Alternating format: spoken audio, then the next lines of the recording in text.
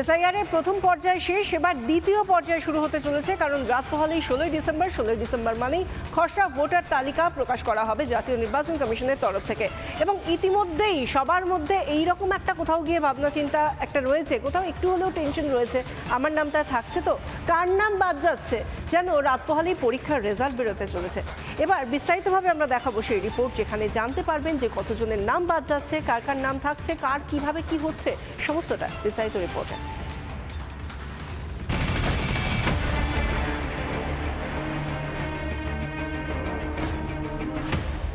Form বিলি জমা দেওয়ার পালা শেষ, এবার রেজাল্ট আউট।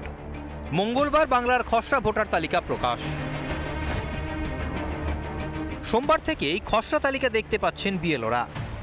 তো আজকে 15 তারিখ সকাল 10টার পর থেকে বিএলও অ্যাপে এই খসড়া ভোটার তালিকাটা দেখা যাচ্ছে এবং যাদের নাম বাদ যাওয়ার কথা ছিল তাদের নাম বাদ দিয়ে দেওয়া হয়েছে। কত নাম বাদ পড়েছে খসড়া তালিকায়? কমিশনের তরফে যেটা জানানো হচ্ছে, এখনও পর্যন্ত 58,20,898 জন তাদের নাম প্রথম খসড়া তালিকায় থাকছে না। খসড়া তালিকায় বাদ পড়েছে মোট 58,20,898টি নাম। এর মধ্যে 24,16,852 জনই মৃত ভোটার। নিখোঁজ ভোটারের সংখ্যা 12,20,038।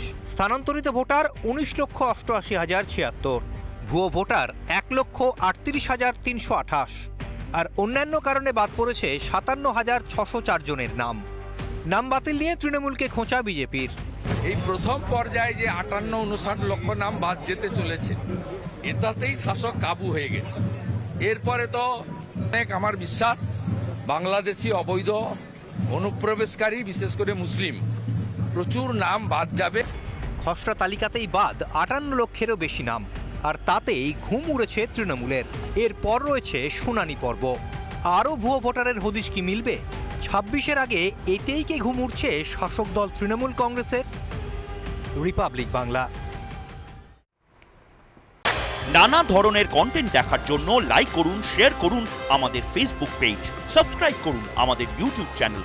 পাশাপাশি অন্যান্য ব্রেকিং নিউজের জন্য অবশ্যই চোখ রাখুন রিপাবলিক বাংলায়।